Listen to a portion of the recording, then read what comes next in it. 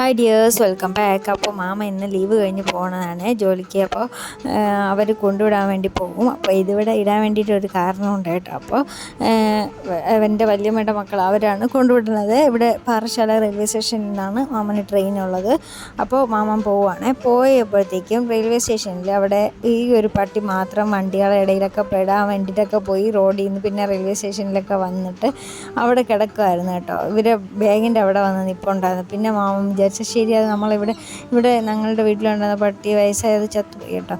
അപ്പം വിചാരിച്ചു ഇവിടെ കൊണ്ടുവരാൻ ഞങ്ങൾ നോക്കുകയുള്ളൂ എന്ന് വിചാരിച്ച് മാമ അങ്ങനെ കൊടുത്തു വിട്ടതാണ്. അപ്പോൾ അതിനെ കൊണ്ടുവന്ന് കുളിപ്പിച്ച് നല്ല ചെള്ളൊക്കെ ഉണ്ടായിരുന്നു കേട്ടോ. അപ്പോൾ അതൊക്കെ കളഞ്ഞ് കുളിപ്പിച്ച് ഞാൻ എന്തായാലും ചെള്ളിനുള്ള ഒരു ഷാമ്പു വാങ്ങിച്ച് അതിനെ കഴുകണം. ഇപ്പോൾ തൽക്കാലത്തേക്ക് കഴുകി പിന്നെ ബിസ്ക്കറ്റും പാലൊക്കെ ചൂടാക്കി അതിന് കൊടുത്തു കേട്ടോ. കഴിച്ചു കേട്ടോ പാവം.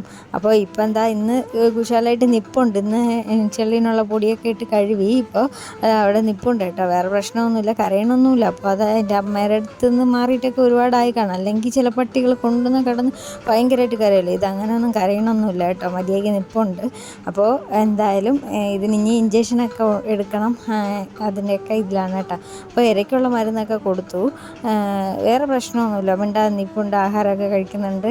അപ്പോൾ അത്രയേ ഉള്ളൂ. വീഡിയോ ഇഷ്ടപ്പെട്ട ലൈക്ക് ചെയ്യുക, സബ്സ്ക്രൈബ് ചെയ്യുക, സപ്പോർട്ട് ചെയ്യണേ. Thank you.